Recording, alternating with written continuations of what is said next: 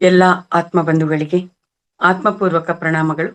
ಮೊದಲಿಗೆ ನಮ್ಮ ನಿಮ್ಮೆಲ್ಲರ ಪ್ರೀತಿಯ ಗುರುಗಳಾದಂತಹ ಬ್ರಹ್ಮರ್ಷಿ ಪಿತಾಮಹ ಶ್ರೀ ಸುಭಾಷ್ ಪತ್ರಿಜಿಯವರಿಗೆ ಮತ್ತು ಗುರುಮಾತೆ ಸ್ವರ್ಣಮಾಲ ಪತ್ರಿಯಮ್ಮನವರಿಗೆ ಅನಂತ ಆತ್ಮಪೂರ್ವಕ ಪ್ರಣಾಮಗಳನ್ನ ಅರ್ಪಿಸುತ್ತಾ ಈ ದಿನದ ಈ ಕಾರ್ಯಕ್ರಮವನ್ನ ಮುಂದುವರಿಸೋಣ ಮಾಸ್ಟರ್ಸ್. ಮಹಾವತಾರ್ ಫೌಂಡೇಶನ್ ಇದರ ಝೂಮ್ ವೇದಿಕೆಯಲ್ಲಿ ನಿರಂತರವಾಗಿ ಅನೇಕ ಭಾಷೆಗಳಲ್ಲಿ ಧ್ಯಾನ, ಸ್ವಾಧ್ಯಾಯ, ಸಜ್ಜನ ಸಾಂಗತ್ಯ ಅನ್ನುವಂಥದ್ದು ನಡೀತಾ ಬರ್ತಾ ಇದೆ. ಈ ಒಂದು ವೇದಿಕೆಯಲ್ಲಿ ಧ್ಯಾನ, ಸ್ವಾಧ್ಯಾಯ, ಸಜ್ಜನ ಸಾಂಗತ್ಯ ಅನ್ನುವಂಥದ್ದು ಅಷ್ಟೇ ಅಲ್ಲದೆ ಸಮಗ್ರ ಜೀವನ ಶೈಲಿ, ನಮ್ಮ ಜೀವನ ವಿಧಾನ ಯಾವ ರೀತಿಯಾಗಿರ್ಬೇಕು, ಈ ಶರೀರವನ್ನ ನಾವು ಯಾವ ರೀತಿಯಾಗಿ ಗೌರವಿಸ್ಬೇಕು, ಯಾವ ರೀತಿಯಾಗಿ ನಡ್ಸ್ಕೋಬೇಕು ಅಂತ ಆತ್ಮವಿದ್ಯೆಯ ಜೊತೆಗೆ ಶರೀರಕ್ಕೆ ಸಂಬಂಧಪಟ್ಟಂತಹ ವಿದ್ಯೆಯನ್ನು ಕೂಡ ಎಲ್ಲರಿಗೂ ನೀಡ್ತಾ ಅದ್ಭುತವಾಗಿ ತನ್ನದೇ ಆದ ವಿಶಿಷ್ಟವಾದಂತ ರೀತಿಯಲ್ಲಿ ಕೆಲಸವನ್ನ ನಿರ್ವಹಿಸ್ತಾ ಬರ್ತಾ ಇದೆ. ಸೊ ಪ್ರಸ್ತುತ ಈ ವೇದಿಕೆಯಲ್ಲಿ ಈ ಸಮಯದಲ್ಲಿ ಧ್ಯಾನ ಅನುಭವಗಳ ಹಂಚಿಕೆ ಅನ್ನುವಂಥ ಒಂದು ಕಾರ್ಯಕ್ರಮದಲ್ಲಿ ಇವತ್ತು ನನಗೆ ಮಾತಾಡೋದಿಕ್ಕೆ ಅವಕಾಶ ಆಗಿದೆ. ಅದಕ್ಕೆ ಧನ್ಯವಾದಗಳನ್ನ ಅರ್ಪಿಸ್ತಾ ಇದ್ದೀನಿ. ಶನಿವಾರದ ದಿನ ನನ್ನ ಧ್ಯಾನಕ್ಕೆ ಮೊದಲಿನ ಅನುಭವಗಳಿಗೆ ಸಂಬಂಧಪಟ್ಟ ಹಾಗೆ ಒಂದಷ್ಟು ವಿಚಾರಗಳನ್ನ ಹಂಚಿಕೊಂಡಿದ್ದೆ. ಧ್ಯಾನಕ್ಕೆ ಬರೋಕ್ಕೂ ಮೊದಲು ಇದ್ದಂತ ಅನುಭವಗಳು ಇನ್ನೊಂದಷ್ಟು ವಿಚಾರಗಳಿದೆ, ಅವುಗಳನ್ನ ಹಂಚಿಕೊಂಡ ನಂತರ ಧ್ಯಾನಕ್ಕೆ ಹೇಗೆ ಬಂದೆ ಅನ್ನುವಂಥದ್ದು ತಿಳಿಸಿ ಮುಂದಿನ ವಿಚಾರಗಳನ್ನ ಹಂಚ್ಕೊಳ್ತಾ ಬರ್ತೀನಿ ಮಾಸ್ಟರ್ಸ್. ಸೊ ಶನಿವಾರದ ದಿನ ದೇವರ ಮನೆಯಲ್ಲಿ ಕೂತ್ಕೊಂಡು ದೀಪ ಹಚ್ಚಿ ದೇವರ ಧ್ಯಾನವನ್ನ ಮನಸ್ಸಿನಲ್ಲಿ ಮಾಡ್ತಾ ಇರ್ಬೇಕಾದ್ರೆ ದೇವರ ಮನೆಯಲ್ಲಿ ಧಗ್ಗನ್ನು ಅಷ್ಟು ಪ್ರಕಾಶಮಾನವಾಗಿರ್ತಕ್ಕಂಥ ಬೆಳಕು ಕಾಣಿಸ್ತು ಅನ್ನೋದ್ರವರೆಗೂ ಕೂಡ ತಿಳಿಸಿದ್ದೆ. ಅಲ್ಲಿಂದ ಮುಂದಕ್ಕೆ ಅದೇ ರೀತಿಯಾಗಿ ಮತ್ತಷ್ಟು ಪರಮಾತ್ಮನಲ್ಲಿ ನಂಬಿಕೆ ಅನ್ನುವಂಥದ್ದು ನನ್ನಲ್ಲಿ ಹೆಚ್ಚು ಹೆಚ್ಚಾಗ್ತಾ ಬಂತು. ಒಂದು ದಿನ ಇದೇ ರೀತಿಯಾಗಿ ಭಾನುವಾರ, ಅವತ್ತು ಕೂಡ ಅಮಾವಾಸ್ಯೆ, ಅವತ್ತು ಕೂಡ ಇದೇ ರೀತಿಯಾಗಿ ಕ್ಲೀನ್ ಅಂತ ಎಲ್ಲ ಒರೆಸಿ ಗುಡ್ಸಿ ಎಲ್ಲ ಕ್ಲೀನ್ ಮಾಡ್ಕೊಳ್ತಾ ಇರ್ಬೇಕಾದ್ರೆ ಹತ್ರ ಅವತ್ತು ಕೂಡ ಮಧ್ಯಾಹ್ನ 12 ಗಂಟೆ ಆಗ್ತಾ ಬಂದಿತ್ತು. ಅವತ್ತು ಅಷ್ಟೇ ಟಯರ್ಡ್ ಆಗಿತ್ತು. ಹೋಗಿ ರೂಮಲ್ಲಿ ಮಲಗ್ದೆ. ಅಂದ್ರೆ ಅವತ್ ವಾತಾವರಣ ಸಿಚುಯೇಷನ್ ಹೇಗಿದೆ ಅನ್ನೋದು ತುಂಬಾ ಅಲರ್ಟ್ನೆಸ್ ಇದೆ. ಯಾಕೆಂದ್ರೆ ಮನೆ ಬಾಗಿಲು ತೆಗ್ದೇ ಇದ್ದೀನಿ, ಮಗಳು ಮನೆ ಮುಂದೆ ಎದುರುಗಡೆ ಇರುವಂತ ಮನೆ ಮಕ್ಕಳ ಜೊತೆ ಆಟ ಆಡ್ತಾ ಇದ್ದಾಳೆ. ಅವಳು ಮಕ್ಕಳು ಆಟ ಆಡ್ತಾ ಇರ್ಬೇಕಾದ್ರೆ ಬಾಗಿಲು ತೆಗ್ದಿದ್ದೀನಿ ಅಂತಂದ್ರೆ ನಾನು ತುಂಬಾ ಅಲರ್ಟ್ ಆಗಿರ್ತೀನಿ, ಎಲ್ಲೂ ಮೈ ಮರೆಯುವಂತ ವಿಚಾರ ಇರೋದಿಲ್ಲ. ಆದ್ರೆ ಟಯರ್ಡ್ ಆಗಿದೆಯಲ್ಲ, ಸ್ವಲ್ಪ ಹಂಗೆ ಬೆನ್ನು ಕೆಳಕ್ ಹಾಕಿ ರಿಲ್ಯಾಕ್ಸ್ ಆಗೋಣ ಅಂತ ಹೋಗಿ ಮಲಗಿದ್ದು ಅಷ್ಟೇ. ಮಲಗದ ತಕ್ಷಣ ಕಣ್ಣು ಮುಚ್ಚಿದೀನಿ, ಒಂದು ವಿಚಿತ್ರವಾಗಿರ್ತಕ್ಕಂಥ ಅನುಭವ ಸ್ಟಾರ್ಟ್ ಆಯ್ತು ನನಗೆ. ಏನು ಅಂದ್ರೆ ಕಾಲುಗಳಲ್ಲಿ ಏನೋ ಅಂತ ಏನೋ ನನ್ನ ಶರೀರದಲ್ಲಿ ಜುಮ್ ಅನ್ನುವಂಥದ್ದು ವಿಚಿತ್ರವಾಗಿರ್ತಕ್ಕಂಥ ಅನುಭವ ಸ್ಟಾರ್ಟ್ ಆಗ್ತಾ ಇದೆ. ಅದು ಕಾಲ್ ಬೆರಳುಗಳಿಂದ ಸ್ಟಾರ್ಟ್ ಆಗಿ ಪಾದಗಳಿಂದ ಮೀನಖಂಡಗಳು, ಹಾಗೆ ಶರೀರ ಫುಲ್ ಹಿಂಗ್ ಮೇಲಕ್ಕೆ ಏನೋ ಒಂದು ನನ್ನ ಶರೀರದಲ್ಲಿ ಬರ್ತಾ ಇದೆ ಅನ್ನುವಂಥ ಒಂದು ಅನುಭವ ಆಗ್ತಾ ಇದೆ. ಶರೀರ ಫುಲ್ ಅದು ಕವರ್ ಆಗೋಯ್ತು. ಕವರ್ ಆದ್ಮೇಲೆ ಏನಿದು ಹೀಗಾಗ್ತಾ ಇದೆಯಲ್ಲ ಅಂತ ತುಂಬಾ ಅವೇರ್ನೆಸ್ ಇಂದ ಗಮನಿಸ್ತಾನೆ ಇದ್ದೀನಿ.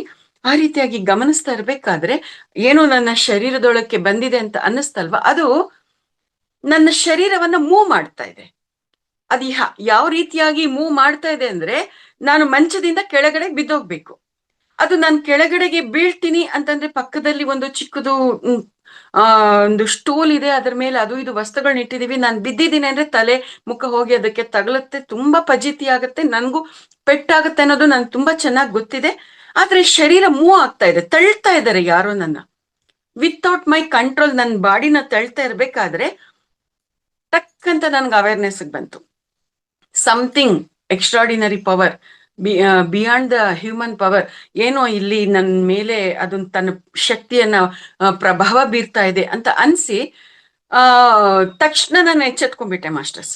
ಅಂದ್ರೆ ಎಚ್ಚೆತ್ಕೊಂಡಿದ್ದೀನಿ ಅಂತಂದ್ರೆ ಕಣ್ ತೆಗಿಯಕ್ ಆಗ್ತಾ ಇಲ್ಲ, ನನಗೆ ಬೇಕಾಗಿರೋ ರೀತಿಯಲ್ಲಿ ಶರೀರನ ಮೂವ್ ಮಾಡಕ್ ಆಗ್ತಾ ಇಲ್ಲ, ಎಲ್ಲಾ ರೀತಿಯಲ್ಲೂ ಲಾಕ್ ಆದಂಗ ಆಗ್ಬಿಟ್ಟಿದೆ ನನ್ನ ಶರೀರ, ಕಣ್ಣು ಕೂಡ ತೆಗಿಯಕ್ ಆಗ್ತಾ ಇಲ್ಲ, ಜೋರಾಗಿ ಮಾತಾಡಕ್ಕೂ ಆಗ್ತಾ ಇಲ್ಲ. ಅಂತ ಒಂದು ಸ್ಥಿತಿ ನನ್ನಲ್ಲಿ ಉಂಟಾಗಿದೆ. ಅಂತ ಸ್ಥಿತಿ ನನ್ನಲ್ಲಿ ಉಂಟಾಗಿದ್ದಾಗ ನನ್ನಲ್ಲಿ ಒಂದು ಆಲೋಚನೆ ಏನ್ ಬಂತು ಅಂತಂದ್ರೆ, ನನಗೆ ಅರ್ಥ ಆಯ್ತು, ಏನೋ ಒಂದು ಫಾಲ್ತು ಸೋಲ್ ಅಂದ್ರೆ ಅನ್ವಾಂಟೆಡ್ ಆಗಿರ್ತಕ್ಕಂಥ ಬೇರೆ ಆತ್ಮ ನನ್ನ ಮೇಲೆ ಈ ತರ ಪ್ರಭಾವ ಬೀರ್ತಾ ಇದೆ ಅನ್ನುವಂಥದ್ದು ನನಗೆ ಅರ್ಥ ಆದಾಗ ನಾನು ಅದ್ರ ಜೊತೆ ಹೇಳ್ದೆ, ಯಾರ್ ನೀನು, ಯಾಕೆ ನನ್ನನ್ನು ಕೆಳಕ್ ಬೀಳ್ಸ್ಬೇಕು ಅಂತ ಅನ್ಕೊಳ್ತಾ ಇದೀಯಾ? ನೀನ್ ನನ್ನನ್ನು ಕೆಳಕ್ ಬೀಳ್ಸ್ಬೇಕು ಅಂತ ಅನ್ಕೊಂಡ್ರೆ ನಾನ್ ಕೆಳಕ್ ಬಿದ್ದೋಗ್ಬೇಕಾ? ನಾನ್ ಯಾಕೆ ಬೀಳ್ಬೇಕು? ಶರೀರ ಇಲ್ದೇ ಇರ್ತಕ್ಕಂಥ ನಿನಗೆ ಇಷ್ಟು ಶಕ್ತಿ ಇರ್ಬೇಕಾದ್ರೆ, ಶರೀರ ಇರೋಳು ನಾನು, ದೈವವನ್ನ ನಂಬಿರೋಳು ನಾನು, ನನಗಿನ್ನೆಷ್ಟು ಶಕ್ತಿ ಇರೋದಿಲ್ಲ. ನೀನ್ ಬೀಳಿಸ್ತೀನಿ ಅಂದ ತಕ್ಷಣ ನಾನ್ ಯಾಕೆ ಬೀಳ್ಬೇಕು, ಅದ್ ಹೆಂಗ್ ಬೀಳಿಸ್ತೀಯೋ ನಾನು ನೋಡ್ತೀನಿ ಅಂತ ಈ ರೀತಿಯಾಗಿ ಚಾಲೆಂಜ್ ಮಾಡ್ತಾ ಇದ್ದೀನಿ ಮಾಸ್ಟರ್ಸ್. ನಾನು ಅದ್ರ ಜೊತೆ ನನ್ನ ಮನಸ್ಸಿನಿಂದ ಅದು ನನ್ನನ್ನ ಬೀಳ್ಸಕ್ ಬರಕ್ಕೆ ನನ್ನ ಎಲ್ಲ ಶಕ್ತಿಯನ್ನ, ನನ್ನ ಆತ್ಮಶಕ್ತಿನ ಕೂಡಿಸ್ಕೊಂಡು ನಾನು ಕಂಡೀಷನ್ ಅಲ್ಲಿ ಇರೋದಕ್ಕೆ, ಮತ್ತೆ ಇನ್ನೆಷ್ಟು ನನ್ನಲ್ಲಿ ಶಕ್ತಿ, ನನ್ ಎಷ್ಟು ಶಕ್ತಿಯಿಂದ ಎದ್ದಿದ್ದೀನಿ ಅಂದ್ರೆ, ನಾನು ಕೊನೆಯಲ್ಲಿದ್ರೆ ತಾನೇ ನೀನ್ ಬೀಳ್ಸ್ಬೇಕು ಅಂತ ಅನ್ಕೊಳ್ಳೋದು. ಸರಿ ಬಿಡು, ನಾನು ಗೋಡೆ ಕಡೆಗೆ ಬರ್ತೀನಿ, ಅವಾಗೇನು ನನ್ಗೆ ಬೀಳ್ಸೋದಿಕ್ ಚಾನ್ಸೇ ಇಲ್ಲ ಅಂತ ಅಂದ್ಬಿಟ್ಟು ಶರೀರನ ಹಂಗು ಹಿಂಗು ಮಾಡಿ ನಾನು ಸೇಫರ್ ಸೈಡ್ಗೆ ನಾನು ತಗೊಂಬಂದೆ ಮಾಸ್ಟರ್ಸ್. ತಗೊಂಬಂದು, ಸರಿ ನೀನ್ ಎಷ್ಟೊತ್ತು ಅಂತ ಹೀಗಿರ್ತೀಯ, ನನ್ನ ಶರೀರದಲ್ಲಿ ಎಷ್ಟೊತ್ತು ಅಂತ ನನ್ಗೆ ಆಟ ಆಡ್ಸ್ಬೇಕು ಅಂತ ಅನ್ಕೊಳ್ತೀಯ, ಅಷ್ಟು ಸೀನ್ ನಿನಗಿಲ್ಲ, ನೀನ್ ಸೈಲೆಂಟ್ ಆಗಿ ಹೋಗು ಅಂತಂದ್ರೆ ಅದು ಹೋಗ್ಲಿಲ್ಲ ಮಾಸ್ಟರ್ಸ್. ಸರಿ ಬಿಡು, ಆಯ್ತು, ನೀನ್ ಎಷ್ಟೊತ್ತು ಇರ್ಬೇಕು ಅಂತ, ನೀನೇನ್ ಮಾಡ್ಬೇಕು ಅನ್ಕೊಳ್ತೀಯೋ ನೀನ್ ಮಾಡು, ನಾನೇನ್ ಮಾಡ್ಬೇಕು ಅನ್ಕೊಳ್ತೀನೋ ನಾನ್ ಮಾಡ್ತೀನಿ ಅಂತ ಅಂದ್ಬಿಟ್ಟು ಮನಸ್ಸಿನಲ್ಲಿ ನನ್ನ ಇಷ್ಟ ದೇವತೆ ಜೈ ಭವಾನಿ ಅಂತ ಹೇಳ್ಕೊಳಕ್ಕೆ ಶುರು ಮಾಡಿದೆ ಮಾಸ್ಟರ್ಸ್. ಅವಾಗ ಏನ್ ಮಾಡ್ತು ಗೊತ್ತಾ, ಅದು ನನ್ನ ಬೆನ್ನ ಹಿಂದ್ಗಡೆ ಬಂದು ಎರಡೂ ಕೈಗಳಿಂದ ನನ್ನನ್ನು ಹಿಂಗೆ ಲಾಕ್ ಮಾಡಿ, ಈ ಒಂದು ತೋರ್ ಬೆರಳಿರುತ್ತಲ್ಲ, ತೋರ್ ಬೆರಳಿಂದ ನನ್ನ ಈ ಕೆಳಗಿನ ತುಟಿ ಹತ್ರ ಹಿಂಗಿಟ್ಟು ಹಿಂಗೆ ಲಾಕ್ ಮಾಡ್ತು, ಬಾಯಿಂದ ಉಚ್ಚಾರಣೆ ಮಾಡಬಾರ್ದು ಅಂತ. ನನ್ಗೆ ನಗು ಬಂದ್ಬಿಡ್ತು. ಅಯ್ಯೋ ದಡ್ಡಮ್ಮ, ನಿಂಗೆ ಅಷ್ಟ್ ಮಾತ್ರ ಗೊತ್ತಾಗಲ್ವಾ, ನನ್ ತುಟಿನ್ ಲಾಕ್ ಮಾಡಿದ್ರೆ ಏನು, ನನ್ನ ಆತ್ಮದಲ್ಲಿ ನಾನ್ ಮಾಡುವಂತ ನಾಮಸ್ಮರಣೆನ ತಡಿಯಕ್ ನಿನ್ ಕೈಲಾಗತ್ತಾ, ಅಷ್ಟು ಸೀನ್ ನಿನಗಿಲ್ಲ ಅಂತ ಅನ್ಬಿಟ್ಟು, ಬಿಡು ಬಾಯಲ್ಲಿ ಹೇಳ್ತಿದ್ರೆ ಏನಂತೇವೆ, ಅಂತರಂಗದಲ್ಲಿ ಹೇಳ್ಕೊಳ್ತೀನಿ ಅಂತ ಅನ್ಬಿಟ್ಟು ಜೈ ಭವಾನಿ ಅಂತ ಹೇಳ್ಕೊಳ್ತಾ ಇದ್ರೆ ಮಾಸ್ಟರ್ಸ್, ಫ್ರಾಕ್ಷನ್ಸ್ ಆಫ್ ಸೆಕೆಂಡ್ಸ್ ಅಲ್ಲಿ ಅದು ಹೊಟ್ಟೋಯ್ತು ಮಾಸ್ಟರ್ಸ್. ಅಂದ್ರೆ ಈ ರೀತಿಯಾದಂತ ಆ ಒಂದು ಅನುಭವದಿಂದ ಬೇರೆ ಆತ್ಮಗಳು ಇರುತ್ತೆ ಅನ್ನುವಂಥದ್ದು ಅನುಭವಪೂರ್ವಕವಾಗಿ ಅರ್ಥ ಆಯ್ತು. ಅದ್ರ ಜೊತೆಗೆ ಭಗವಂತನ ಜೊತೆ ಇದ್ರೆ ಏನನ್ನ ಬೇಕಾದ್ರೂ ಕೂಡ ನಾವು ಗೆಲ್ತೀವಿ ಅನ್ನೋಂತ ಆ ಒಂದು ಅನುಭವ ಏನಿದೆ, ಅದು ಮತ್ತಷ್ಟು ನರನಾಡಿಗಳಲ್ಲಿ ತುಂಬಿಕೊಳ್ಳೋಕೆ ಪ್ರಾರಂಭ ಆಗಿದ್ದು, ತುಂಬ್ಕೊಂತು ಮಾಸ್ಟರ್ಸ್. ಈ ರೀತಿಯಾಗಿರ್ತಕ್ಕಂಥ ಆ ಅನುಭವ. ಮತ್ತೆ ಇನ್ನೊಂದ್ಸತಿ ಏನಾಯ್ತು ಅಂದ್ರೆ, ಆಗಿನ್ನೂ ನನ್ ಮಗ ಚಿಕ್ಕ ಮಗು, ಅವನೊಂದು ನೈಟ್ ರಾತ್ರಿ 10-10:30 ಅನ್ಸುತ್ತೆ, ಅವನು ಟಾಯ್ಲೆಟ್ಗೆ ಹೋಗ್ಬೇಕು ಅಂತ ಹೇಳಿದ್ರೆ, ನಮ್ಮ ಮನೆಯವರು ಟಾಯ್ಲೆಟ್ ರೂಮ್ ಕರ್ಕೊಂಡು ಹೋಗೋದ್ ಬಿಟ್ಟು ಮನೆ ಹೊರಗಡೆ ಕರ್ಕೊಂಡೋದ್ರು. ಸರಿ ಅಂತ ಅಂದ್ಬಿಟ್ಟು ನಾನು ನೀರು ತಗೊಂಡ್ ಹೋಗ್ತಾ ಇದ್ದೀನಿ, ಮಗುನ ಸ್ವಚ್ಛ ಮಾಡ್ಬೇಕು ಅಂತ. ಅಲ್ಲಿನ್ನೂ ಅವನು ಮಣ್ಣಲ್ಲಿ ಕೂತ್ಕೊಂಡು ಆಟ ಆಡ್ತಾ ಇದ್ದಾನೆ, ಟಾಯ್ಲೆಟ್ ಅಂತ ಹೆಸರು ಹೇಳ್ಕೊಂಡು ಆ ಮಗು ಮಣ್ಣಲ್ಲಿ ಆಟ ಆಡ್ತಾ ಇದ್ದಾನೆ. ನಮ್ಮ ಮನೆಯವರು ಅವ್ರ ಪಾಡಿಗೆ ಅವರು ಆಯ್ತೇನೋ ಅಂತ ಹೇಳ್ತಾ ಅವರು ಕೂಡ ಹಾಗೆ ಇದ್ದಾರೆ. ಇದು ಸಿಚುಯೇಷನ್ ಅಲ್ಲಿ. ಸರಿ, ನಾನು ನೀರ್ ತಗೊಂಡು ಹೊರಗಡೆ ಹೋಗಿದ್ದೀನಿ. ಹೊರಗಡೆ ಹೋದ್ರೆ ಎಷ್ಟು ಎತ್ತರವಾಗಿರ್ತಕ್ಕಂಥದ್ದು, ಕಪ್ಪಗಿರ್ತಕ್ಕಂಥದ್ದು ಒಂದು ಮನುಷ್ಯನ ಆಕಾರ, ಅದು ಹೀಗೆ ನಡ್ಕೊಂಡು ಹೋಗ್ತಾ ಇದೆ.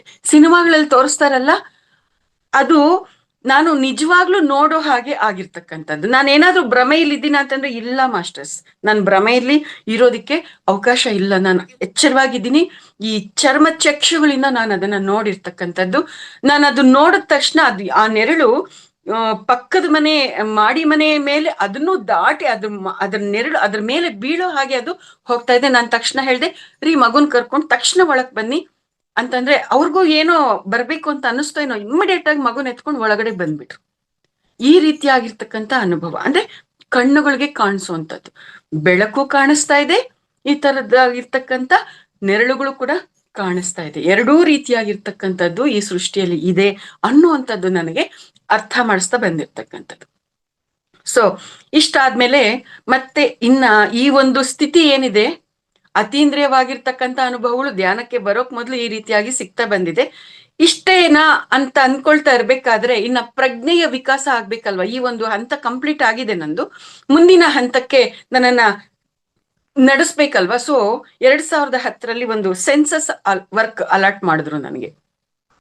2010 ಯಾವ್ಯಾವ ಏರಿಯಾದಲ್ಲಿ ನನಗೆ ಸೆನ್ಸಸ್ ಹಾಕಿದ್ರು ಆ ಕಡೆ ಎಲ್ಲ ಸುತ್ತಾಡ್ತಾ ಮನೆಗಳಿಗೆ ಹೋಗಿ ಇನ್ಫಾರ್ಮೇಶನ್ ಗ್ಯಾದರ್ ಮಾಡುವಂಥದ್ದು ನಂದು ವರ್ಕ್ ಆಗಿತ್ತು. ಸೊ 2010 ಆ ರೀತಿಯಾಗಿ ಸುತ್ತಾಡ್ತಾ ಬರ್ಬೇಕಾದ್ರೆ ನಾನು ಒಂದು ಟಾರ್ಗೆಟ್ ಇಟ್ಕೊಂಡಿದ್ದೆ. ಅದು ಸಮ್ಮರ್ ಹಾಲಿಡೇಸು, ವಿಪರೀತವಾಗಿರ್ತಕ್ಕಂಥ ಬಿಸಿಲಿತ್ತು ಅವಾಗ. ಆದ್ರೂ ಕೂಡ ಒಂದು ದಿನಕ್ಕೆ, ಇವತ್ತಿನ ದಿನ ನಾನು ಹೊರಗಡೆ ಹೊರಟಿದ್ದೀನಿ, ಇಷ್ಟು ಮನೆಗಳನ್ನ ನಾನು ಸೆನ್ಸಸ್ ಮಾಡ್ಲೇಬೇಕು ಅಂತ ನನಗೆ ನಾನು ಟಾರ್ಗೆಟ್ ಅನ್ನ ಇಟ್ಕೊಂಡು ಹೋಗಿದ್ದೀನಿ. ಅವತ್ತಿನ ದಿನ ಬಿಸಿಲು, ತುಂಬಾ ಹಶು ಕೂಡ ಆಗ್ತಾ ಇದೆ.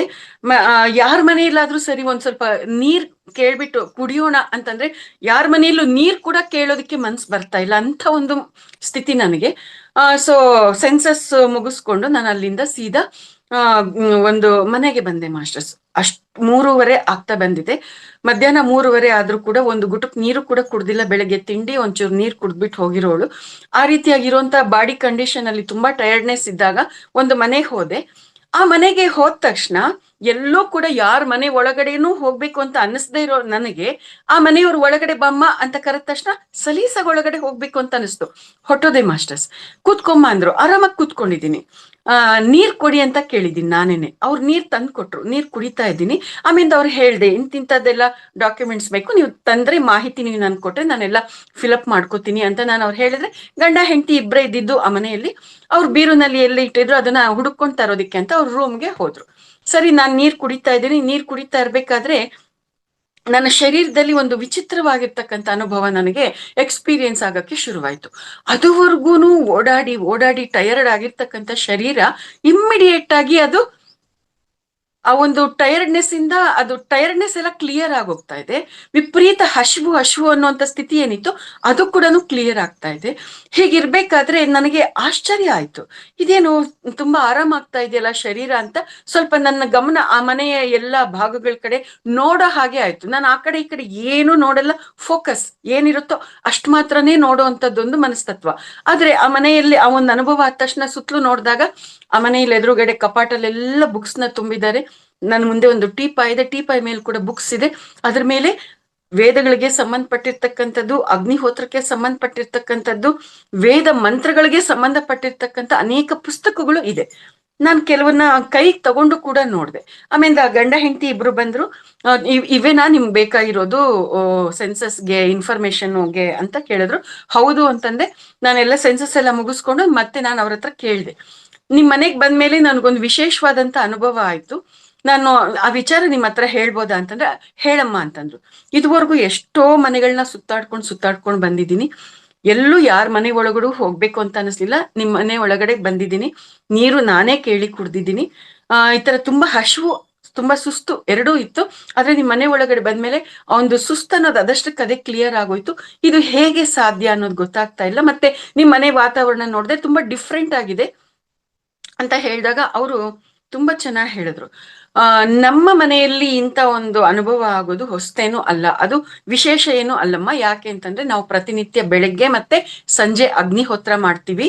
ಮತ್ತೆ ನಾವು ಬೆಳಗ್ಗೆ ಮತ್ತೆ ಸಂಜೆ ಮಂತ್ರಗಳ ಸಮೇತ ಅಗ್ನಿಹೋತ್ರ ಮಾಡೋದಷ್ಟೇ ಅಲ್ಲದೆ ವೇದಗಳನ್ನ ಅಧ್ಯಯನ ಮಾಡ್ತೀವಿ, ಮತ್ತೆ ಗಾಯತ್ರಿ ಜಪವನ್ನ ಮಾಡ್ತೀವಿ. ನಮ್ಮ ಮನೆಯಲ್ಲಿ ಆ ಒಂದು ವೈಬ್ರೇಷನ್ಸ್ ಇರುತ್ತೆ. ಹಾಗಾಗಿ ತುಂಬಾ ಜನ ಈ ಒಂದು ಎಕ್ಸ್ಪೀರಿಯನ್ಸ್ ನ ಹೇಳಿದ್ದಾರೆ. ನೀನು ಹೇಳಿದ್ಮೇಲೆ ನಮ್ಗೆ ಇನ್ನೂ ಅದು ಕನ್ಫರ್ಮ್ ಆಗ್ತಾ ಬಂತು ಅಂತ ಅವ್ರು ಹೇಳಿದಾಗ ನನಗೆ ತುಂಬಾ ಖುಷಿ ಆಯ್ತು. ಆಧ್ಯಾತ್ಮಿಕವಾಗಿರ್ತಕ್ಕಂಥ ವಿಚಾರಗಳು ಮಾತಾಡೋದಕ್ಕೆ ಶುರು ಮಾಡಿದೆ. ಆದ್ರೆ ಅವ್ರು ಏನ್ ಮಾಡಿದ್ರು ಗೊತ್ತಾ, ಹಶು ಅಂತಂದಿದ್ಯಲ್ಲಮ್ಮ ಊಟ ಮಾಡ್ತೀಯಾ ಅಂತಂದ್ರು. ಮಾಸ್ಟರ್ಸ್, ಹೊರಗಡೆ ನಾನು ಊಟ ಮಾಡುವಂತ ವಿಚಾರ ಇರೋದಿಲ್ಲ. ಆದ್ರೆ ಅವ್ರು ಊಟ ಮಾಡ್ತೀಯಾ ಅಂತಂದ್ರೆ ಸೆಕೆಂಡ್ ಥಾಟ್ ಇಲ್ದೆ ಆಯ್ತು ಊಟ ಮಾಡ್ತೀನಿ ಅಂತ ಅಂದಿದ್ದೀನಿ. ಲಕ್ಷಣವಾಗಿ ಊಟ ಮಾಡಿದ್ದೀನಿ ಮಾಸ್ಟರ್ಸ್. ಊಟ ಮಾಡ್ತಾ ಗಂಡ ಹೆಂಡತಿ ಜೊತೆ ಮಾತುಕತೆ ಪ್ರಾರಂಭ ಆಯ್ತು. 3:30, 3:45, 4 ಗಂಟೆ ಆಗ್ತಾ ಬಂದಿದೆ ಊಟ ಮುಗಿಸ್ಕೊಳ್ಳೋ ಅಷ್ಟೊತ್ತಿಗೆ. ಮಾತುಕತೆ ಪ್ರಾರಂಭ ಆಗಿ ನಾನು ಮನೆಗೆ ಹೋಗೋ ಅಷ್ಟೊತ್ತಿಗೆ ಸಂಜೆ 6:30. ಅಷ್ಟೊತ್ತವರೆಗೂ ಸುದೀರ್ಘವಾಗಿರ್ತಕ್ಕಂಥ ವಿಚಾರ ವಿನಿಮಯ ಆಧ್ಯಾತ್ಮಿಕವಾಗಿ. ಅಗ್ನಿಹೋತ್ರ ಹೇಗ್ ಮಾಡ್ಬೇಕು, ಅಗ್ನಿಹೋತ್ರಕ್ಕೆ ಏನಾದ್ರೂ ನಿಯಮ ನಿಬಂಧನೆಗಳಿದೆ ಅಂದ್ರೆ ಎಂಥದ್ದೂ ಇಲ್ಲ. ನಿನ್ನ ಅಂತರಂಗದಲ್ಲಿ ಭಕ್ತಿ ಬೇಕು ಅಷ್ಟೇ. ಈಗ ಗಾಯತ್ರಿ ಮಂತ್ರವನ್ನ ಹೇಳ್ಕೊಂಡು ನೀನ್ ಈ ರೀತಿಯಾಗಿ ಮಾಡ್ಬೋದು ಅಂತ ಕೆಲವೆಲ್ಲ ಅವರು ಸಲಹೆ ಸೂಚನೆ ಏನ್ ಕೊಟ್ರು ಅದರ ಪ್ರಕಾರ ಮಾಡೋದಿಕ್ಕೆ ಅದಕ್ಕೆ ಬೇಕಾಗಿರ್ತಕ್ಕಂಥ ಸಾಮಗ್ರಿ ಅಂದ್ರೆ ಅಗ್ನಿಹೋತ್ರ ಮಾಡ್ಬೇಕಾದ್ರೆ ಅವರು ಆ ಒಂದು ಆರ್ಯ ಸಮಾಜದಲ್ಲಿ ಅವ್ರದ್ದು ಅಗ್ನಿಹೋತ್ರನ ಅತಿ ಮುಖ್ಯವಾಗಿರ್ತಕ್ಕಂಥ ಒಂದು ಅಂಶ ಆಗಿರತ್ತೆ. ಆ ಒಂದು ಆ ಅಗ್ನಿಹೋತ್ರ ಮಾಡ್ಬೇಕಾದ್ರೆ ಅದ್ರ ಒಳಗಡೆಗೆ ಹಾಕುವಂತ ಸಂಹಿತೆಗಳು ಅಂತ ಅಂದ್ಬಿಟ್ಟು ಒಂದು ಅನೇಕ ಈ ಗಿಡಮೂಲಿಕೆಗಳಿಂದ ತಯಾರು ಮಾಡಿರ್ತಕ್ಕಂಥದ್ದು ಪುಡಿ ಇರುತ್ತೆ ಮಾಸ್ಟರ್ಸ್. ಆ ಪುಡಿಯನ್ನ ಅವರು ಹಾಕುವಂಥದ್ದನ್ನೆಲ್ಲ ಕೂಡ ಹೇಳಿದ್ರು ತುಪ್ಪದ ಜೊತೆಗೆ. ಸೊ ನನಗೆ ಆ ಪುಡಿಯನ್ನು ಕೂಡ ಕೊಟ್ರು, ಯಾವ ರೀತಿಯಾಗಿ ಮಾಡ್ಬೇಕು ಅನ್ನೋಂಥ ಸಲಹೆ ಸೂಚನೆ ಎಲ್ಲ ಕೊಟ್ಟಿದ್ರು. ಅವರಿಂದ ಒಂದ್ ರೀತಿ ದೀಕ್ಷೆ ಅನ್ನುವಂಥದ್ದು ನನಗೆ ಆಯ್ತು. ನಾನು ಕೇಳ್ದೆ, ನಾನು ತುಂಬಾ ವಿಚಾರವಂತಿಕೆ ಇರುತ್ತೆ, ನಾನು ತುಂಬಾ ಪ್ರಶ್ನೆ ಮಾಡ್ತೀನಿ, ನಾನು ಯಾವ್ದನ್ನು ಸಲೀಸಾಗಿ ಒಪ್ಕೊಳ್ಳೋದಿಲ್ಲ. ನಾನು ಅವ್ರನ್ನ ಕೇಳ್ದೆ, ಹೆಣ್ಮಕ್ಳು ಅಗ್ನಿಹೋತ್ರ ಮಾಡಬಾರ್ದು ಅಂತ ಹೇಳ್ತಾರೆ, ನೀವು ನೋಡಿದ್ರೆ ನಾನ್ ಮಾಡ್ತೀನಿ ನೀನು ಮಾಡ್ಬೋದು ಅಂತ ಹೇಳ್ತಾ ಇದ್ದೀರಿ, ಇದು ಏನ್ ತೊಂದ್ರೆ ಇಲ್ವಾ ಅಂದ್ರೆ ಅದೆಲ್ಲ ಕೂಡ ಏನು ಇಲ್ಲ. ಅಗ್ನಿಹೋತ್ರ ಅನ್ನೋದನ್ನ ಯಾರ್ ಬೇಕಾದ್ರೂ ಮಾಡ್ಬೋದು, ಹೆಣ್ಮಕ್ಳು ಮುಟ್ಟಾಗಿದ್ದಾಗ ಕೂಡ ಮಾಡ್ಬೋದು ಅಂತ ಇಷ್ಟು ಓಪನ್ ಆಗಿ ಅವ್ರು ಹೇಳಿದಾಗ, ಮೊದ್ಲೇ ನಾನು ಎಲ್ಲಾ ರೂಲ್ಸ್ಗಳನ್ನು ಬ್ರೇಕ್ ಮಾಡ್ಕೊಂಡು ಬಂದಿದ್ನಲ್ಲ, ಮಾಡಿ ಮೈಲಿಗೆ ಅನ್ನುವಂಥದ್ದು ಬ್ರೇಕ್ ಮಾಡಿದ್ದೆ. ನಮ್ಮ ತಾಯಿ ಏನೆಲ್ಲ ರಿಚುವಲ್ಸ್ ಫಾಲೋ ಮಾಡ್ತಾ ಇದ್ರು ಅದನ್ನು ಕೂಡ ನಾನು ಬ್ರೇಕ್ ಮಾಡಿ ಅಂತರಂಗದಲ್ಲಿ ಆತ್ಮಶುದ್ಧಿಯಿಂದ ಭಗವಂತನ ನಾಮಸ್ಮರಣೆ ಮಾಡೋದು, ಇಷ್ಟರಲ್ಲಿ ನನಗೆ ಆಸಕ್ತಿ ಅನ್ನುವಂಥದ್ದು ತಯಾರಾಗಿದ್ದು. ಅಂತ ಒಂದು ಸ್ಥಿತಿಯಲ್ಲಿ ಇದ್ದಂತ ನನಗೆ ಏನೋ ರೂಲ್ಸ್ಗಳು ನನಗೆ ಅಡ್ಡ ಬರೋದಕ್ಕೆ ನನ್ನ ಮನಸ್ಸು, ನನ್ನ ಆತ್ಮ ಒಪ್ತಾ ಇರ್ಲಿಲ್ಲ. ಅವ್ರು ಯಾವಾಗ ಬೇಕಾದ್ರೂ ಮಾಡ್ಬೋದು ಅಂತ ಹೇಳಿದ್ರೆ ನಾನು ಅದನ್ನ ಅಚ್ಚುಕಟ್ಟಾಗಿ ಹಂಗೆ ಫಾಲೋ ಮಾಡಿದೆ. ನಾನು ಡೇಟ್ ಆಗಿರುವಂತ ಸಮಯ ಆಗಿರ್ಬೋದು, ಬೇರೆ ಸಮಯಗಳಾಗಿರ್ಬೋದು, ನಾನು ಅಗ್ನಿಹೋತ್ರ ಮಾಡೋದಕ್ಕೆ ನಾನು ಡಿಸೈಡ್ ಮಾಡ್ಕೊಂಡೆ.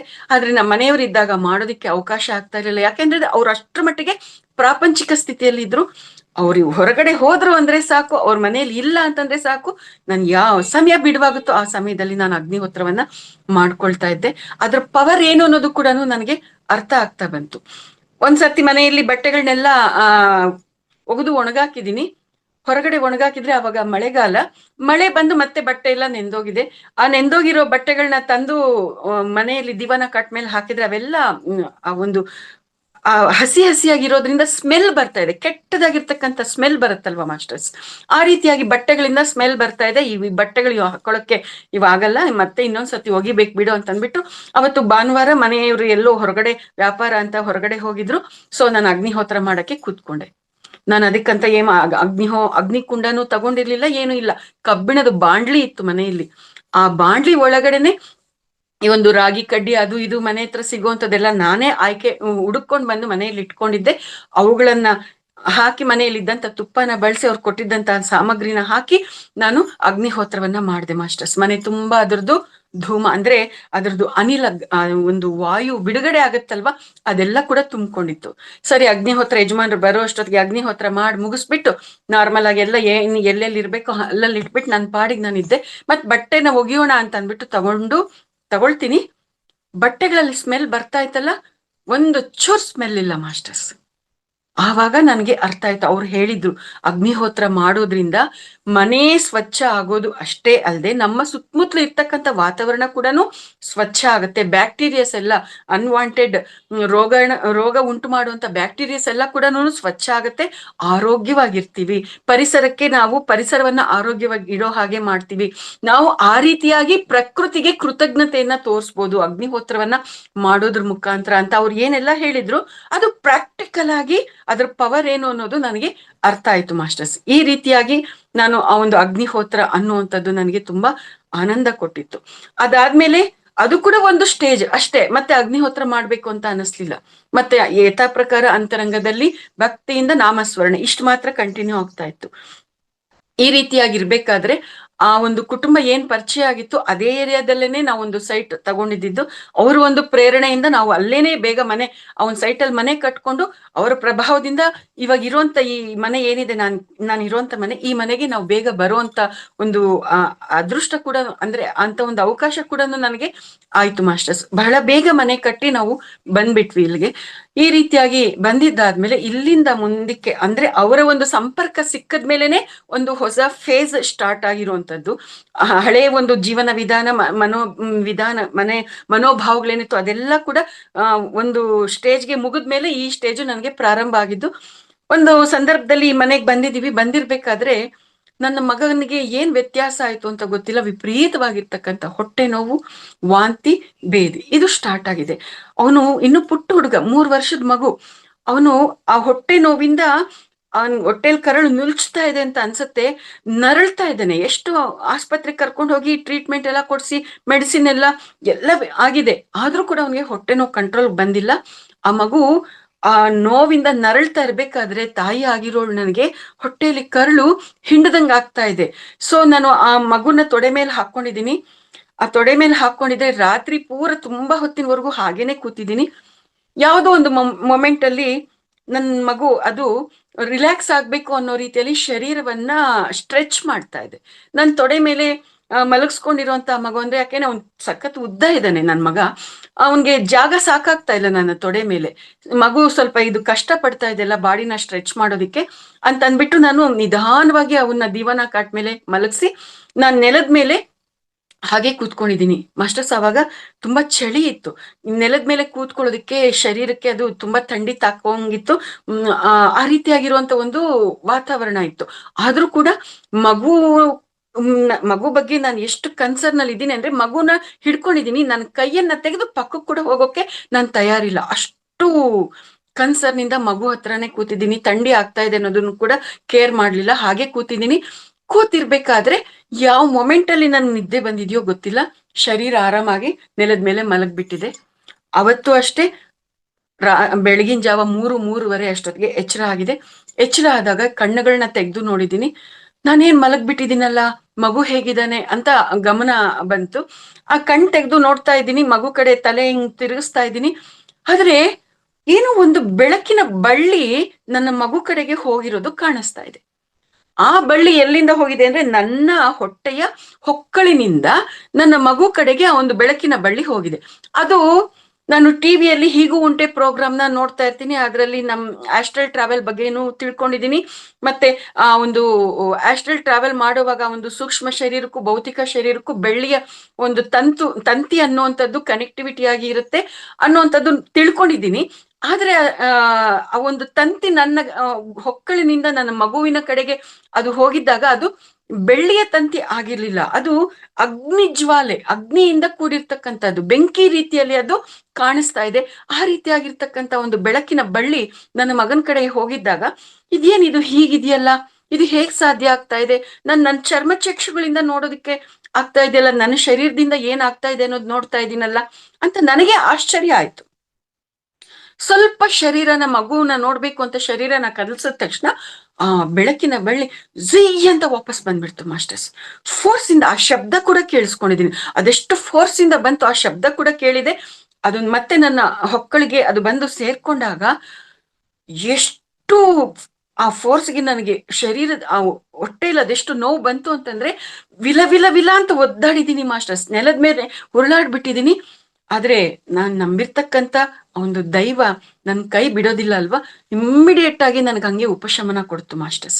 ಆಮೇಲಿಂದ ಮಗುನ ಗಮನಿಸ್ತೀನಿ, ಮಗು ಆರಾಮಾಗಿದೆ, ಏನು ತೊಂದರೆ ಇಲ್ಲ, ಅದಕ್ಕೆ ಹೊಟ್ಟೆ ನೋವು ಇಲ್ಲ, ಏನು ಇಲ್ಲ, ಚೆನ್ನಾಗಿ ನಿದ್ದೆ ಮಾಡ್ತಾ ಇದ್ದಾನೆ.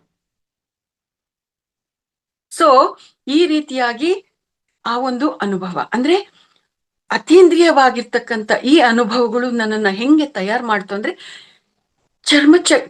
ಚರ್ಮಚಕ್ಷುಗಳಿಗೆ ಇದು ಕಾಣಿಸೋದಿಲ್ಲ ಅಂತ ಆ ಒಂದು ಟಿವಿನಲ್ಲಿ ಬಂದಂತ ಹೀಗೂ ಉಂಟೆ ಪ್ರೋಗ್ರಾಮ್ ಅಲ್ಲಿ ಹೇಳಿರ್ತಕ್ಕಂಥ ವಿಚಾರ. ಆದ್ರೆ ನನಗೆ ಚರ್ಮಚಕ್ಷುಗಳು ಕಾಣಿಸ್ತಾ ಇದೆಯಲ್ಲ, ಅದೇಂಗ್ ಕಾಣಿಸ್ತಾ ಇದೆ ನನಗೆ, ಇದು ಹೇಗ್ ಸಾಧ್ಯ? ಇಂತಹ ಪ್ರಶ್ನೆಗಳು ನನ್ನಲ್ಲಿ ಸ್ಟ್ರಾಂಗ್ ಆಗಿ ಎದ್ವು ಮಾಸ್ಟರ್ಸ್. ಆ ಪ್ರಶ್ನೆಗಳು ನನ್ನಲ್ಲಿ ಇದ್ದಾಗ ಇದಕ್ಕೆ ಸಂಬಂಧಪಟ್ಟಂತೆ ಆ ಪ್ರಶ್ನೆಗಳಿಗೆ ಉತ್ತರವನ್ನ ಹುಡುಕುವಂತಹ ಸ್ಥಿತಿ ನನ್ನಲ್ಲಿ ಜಾಗೃತ ಆಯ್ತು. ಈ ರೀತಿಯಾಗಿ ಜಾಗೃತ ಆಗಿರ್ಬೇಕಾದ್ರೆ ನನ್ನ ಜೀವನದಲ್ಲಿ ಮತ್ತೊಂದು ಅದ್ಭುತವಾದಂತ ಒಂದು ಫೇಸ್ ಅನ್ನೋದು ಸ್ಟಾರ್ಟ್ ಆಯ್ತು. ಅಂದ್ರೆ ಆಧ್ಯಾತ್ಮಿಕವಾಗಿ, ಅಂದ್ರೆ ಆ ಒಂದು ಕುಟುಂಬದ ಒಂದು ಸಂಪರ್ಕ ನನಗೆ ಸಿಕ್ತಲ್ಲ, ಕುಟುಂಬದ ಸಂಪರ್ಕ ಸಿಕ್ಕದ್ಮೇಲೆ ಅದುವರೆಗೂ ಒಂದು ಲಿಮಿಟೆಡ್ ಆಗಿರ್ತಕ್ಕಂಥ ನನ್ನ ಪ್ರಜ್ಞೆ ಅದು ವಿಕಾಸ ಹೊಂದಿತ್ತು. ಅವರಿಂದ ನಾನು ಏನ್ ಕಲ್ತ್ಕೊಂಡೆ ಅಂದ್ರೆ, ಸರ್ವೇ ಜನ ಸುಖಿನೋ ಭವಂತು, ಲೋಕ ಸಮಸ್ತ ಸನ್ಮಂಗಳಾದಿ ಭವಂತು ಅನ್ನುವಂತ ಒಂದು ತತ್ವ ಏನಿದೆ, ಅದರ ಒಂದು ಪ್ರಭಾವ ಅವರಿಂದ ನನ್ನಲ್ಲಿ ಜಾಗೃತ ಆಗಿರ್ತಕ್ಕಂಥದ್ದು. ಅದುವರೆಗೂ ಅದಕ್ ಮೊದಲು ಹೇಗಿತ್ತು ಅಂದ್ರೆ, ನಾನು ನನ್ ಗಂಡ, ನನ್ ಮಕ್ಕಳು, ನನ್ ತವ್ರ ಮನೆ, ಅತ್ತೆ ಮನೆ, ಇಷ್ಟು ಎಲ್ಲಾರು ಚೆನ್ನಾಗಿರ್ಬೇಕು ಅಂತ ಇಷ್ಟು ಮಾತ್ರ ಪ್ರಾರ್ಥನೆ ಮಾಡುವಂಥದ್ದು ಇತ್ತು. ಅಷ್ಟಕ್ ಮೀರಿ ನನ್ನ ಪ್ರಜ್ಞೆಯ ವಿಕಾಸ ಆಗಿರ್ಲಿಲ್ಲ. ನೋಡಿ ಮಾಸ್ಟರ್ಸ್, ಇದನ್ನ ಯಾಕೆ ಹೇಳ್ತಾ ಇದ್ದೀನಿ ಅಂದ್ರೆ, ಅತೀಂದ್ರಿಯವಾಗಿರ್ತಕ್ಕಂಥ ಅನುಭವಗಳಿಗೂ ಪ್ರಜ್ಞೆಗೂ ಸಂಬಂಧ ಇಲ್ಲ. ಅತೀಂದ್ರಿಯವಾಗಿರ್ತಕ್ಕಂಥ ಅನುಭವಗಳು ಎಂತವ್ರಿಗೂ ಕೂಡ ಆಗುತ್ತೆ, ಆದ್ರೆ ಪ್ರಜ್ಞೆಯ ವಿಕಾಸ ಅನ್ನುವಂಥದ್ದೇ ಇಲ್ಲಿ ಅತಿ ಮುಖ್ಯವಾಗಿರ್ತಕ್ಕಂಥದ್ದು ಅನ್ನೋದನ್ನ ನಾವಿಲ್ಲಿ ಗ್ರಹಿಸ್ಬೇಕಾಗಿರ್ತಕ್ಕಂಥ ವಿಚಾರ. ಸೊ ಆ ರೀತಿಯಾಗಿದ್ದಂತ ನನ್ನ ಪ್ರಜ್ಞೆ ಯಾವಾಗ ಅವ್ರ ಸಂಪರ್ಕ ಸಿಕ್ಕದ್ಮೇಲೆ ಸರ್ವೇ ಜನ ಸುಖಿನೋ ಭವಂತು ಅನ್ನೋ ಮಟ್ಟಕ್ಕೆ ಅದು ವಿಕಾಸ ಆಯ್ತು, ಅದು ಅತಿರೇಕದಲ್ಲಿ ಗಟ್ಟಿ ಆಗ್ತಾ ಬಂತು. ಎಷ್ಟು ಸ್ಟ್ರಾಂಗ್ ಆಗ್ತಾ ಬಂತು ಅಂತಂದ್ರೆ, ಅವಾಗ ನನ್ನ ಸಂಸಾರದಲ್ಲಿ, ನನ್ನ ವೈಯಕ್ತಿಕ ಜೀವನದಲ್ಲಿ ಏನು ಆ ಒಂದು ದಾಂಪತ್ಯ ಜೀವನದಲ್ಲಿ ಒಂದು ಕಲಹ ಅನ್ನುವಂಥದ್ದು ನನಗೂ ನಮ್ಮ ಮನೆಯವ್ರಿಗೂ ಇರ್ತಾ ಇತ್ತು, ಅದರ ಇದರಿಂದ ನನಗೆ ಬದುಕು ಅನ್ನೋದ್ರಲ್ಲಿ ಜಿಗುಪ್ಸ ಬಂದ್ಬಿಟ್ಟಿತ್ತು. ನನ್ ಸಂಸಾರ ಬೇಕು ಅಂತ ಅನ್ನಿಸ್ತಾ ಇರ್ಲಿಲ್ಲ. ಈ ಗಂಡ ಅನ್ನೋ ಪರಿಕಲ್ಪನೆನೇ ನನಗೆ ಬೇಕಾಗಿಲ್ಲ ಅನ್ನೋ ಮಟ್ಟದಲ್ಲಿ ನಾನು ಇದ್ದಂತವಳು. ಆದ್ರೂ ಕೂಡ ಮಕ್ಕಳು ಅನ್ನುವಂತ ಒಂದು ಪರಿಕಲ್ಪನೆಗೋಸ್ಕರ, ತಂದೆ ಅನ್ನೋರು ಇರ್ಬೇಕು ಅನ್ನುವಂತ ಒಂದು ಪರಿಕಲ್ಪನೆಗೋಸ್ಕರ ಎಳೀತಾ ಇದ್ದೆ ಮಾಸ್ಟರ್ಸ್, ಬಲವಂತವಾಗಿ ಎಳೀತಾ ಇದ್ದೆ ಈ ಬದುಕನ್ನ. ಆ ರೀತಿಯಾಗಿದ್ದಂತ ಒಂದು ಸ್ಥಿತಿಯಲ್ಲಿ ನನಗೆ ಈ ಅತೀಂದ್ರಿಯವಾಗಿರ್ತಕ್ಕಂಥ ಅನುಭವಗಳು ನನ್ನನ್ನ ಡೈವರ್ಟ್ ಮಾಡ್ತು.